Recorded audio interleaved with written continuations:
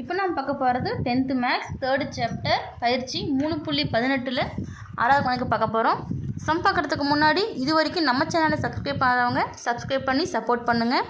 என்ன கொஷின் கொடுத்துருக்காங்க பாருங்கள். எக்ஸ் இன்ட்டு சேம் நமக்கு 4 -3 கொடுத்துருக்காங்க, ப்ளஸ் ஒய் இன்ட்டு -2 3 கொடுத்துருக்காங்க, ஈக்குவல் 4 6 கொடுத்துருக்காங்க. சரிங்களா, நமக்கு இது அணி சமன்பாட்டு வடிவத்தில் கொடுத்துருக்காங்க.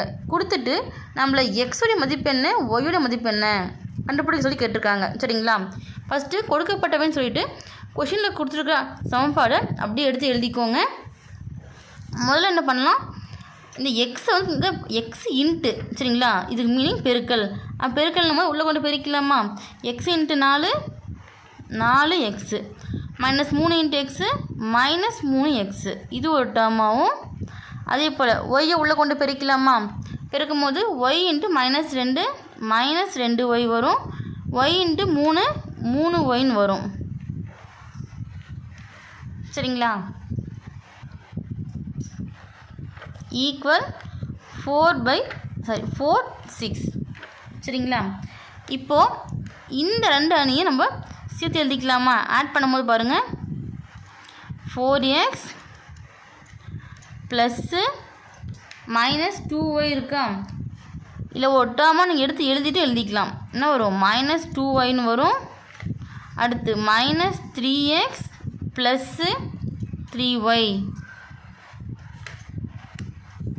கண்டிப்பாக ப்ராக்கெட் கம்பல்சரி போடணும். நம்ம சமன்பாடை எடுத்து எழுதுகிற வரைக்கும் ப்ராக்கெட் யூஸ் பண்ணி எடுத்து எழுதணும். சரிங்களா, 4 6 ப்ளஸ் இன்ட்டு மைனஸ் என்ன ஆகும், மைனஸ் ஆகிடுமா.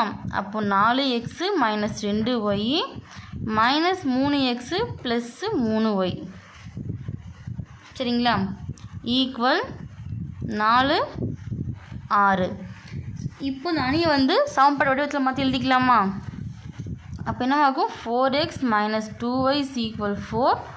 இங்கே 3x + 3y = 6. இப்போ சமன்பாடு 1ஆகவும் இது சமன்பாடு 2ஆகவும் எடுத்துக்கலாம். இப்போ இந்த சமன்பாடு 1 2ஐயும் இன்னும் சுருக்க முடியுமான்னு பார்த்தா கண்டிப்பாக சுருக்க முடியும்.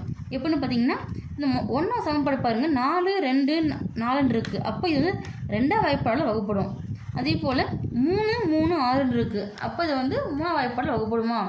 அப்போது வகுப்படுத்தி எடுத்து எழுதிக்கலாமா. வேணால் வகுப்படுத்தி எடுத்து எழுதிட்டு கூட நீங்கள் சமன்பாடு 1 சமன்பாடு 2 கொடுத்துக்கலாம். சரிங்களா, அப்போது இந்த டேர்மை வந்து 2ஆல் வகுப்பட போகிறோம். 4x -2y = 4. 2ஆல் இருபுறமும் வகுக்குன்னு எடுத்து எழுதிக்கோங்க. 2ஆல் இருபுறமும் வகுக்க. வகுக்கும்போது என்னவாகும், 4x / 2 -2y / 2 = 4/2. இப்போது 1 2 2 2 4 1 2 1 2 1 2 2 4. அப்போ என்ன ஆகும், 2x -1y 1 போட்டல் 1 தான், போட்டல் 4 1 தான், = 2. சரிங்களா, இது 1ஆவது சமன்பாடு எடுத்துக்கலாம். அதே போல் பாருங்கள், அடுத்த சமன்பாடு அடுத்து என்ன கொடுத்துருக்காங்க, -3x + 3y = 6. இதை 3ஆல் வகுக்க போகிறோம். சரிங்களா, 3ஆல் இருபுறமும் வகுக்க அப்படின்னு எடுத்து ஃபுல் ஃபார்மிங்கில் எழுதிக்கோங்க.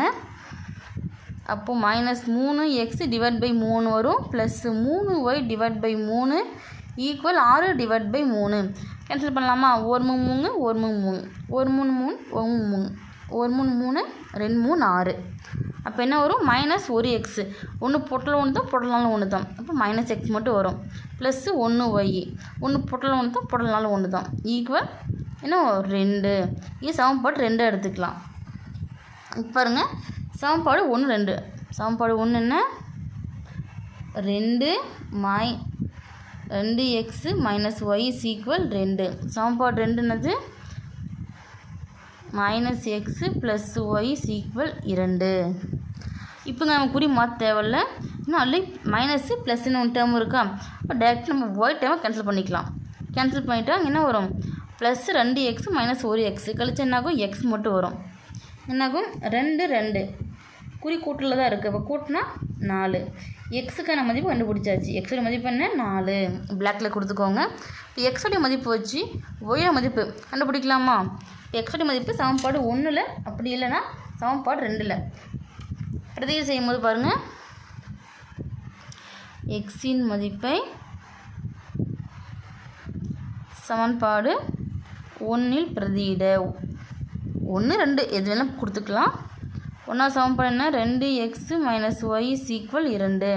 2 × x மதிப்பு என்ன 4 - y = 2. 2 × 4 8 - y = 2. ப்ளஸ் 8 இந்த பக்கம் வந்துச்சுன்னா மைனஸாக மாறுமா?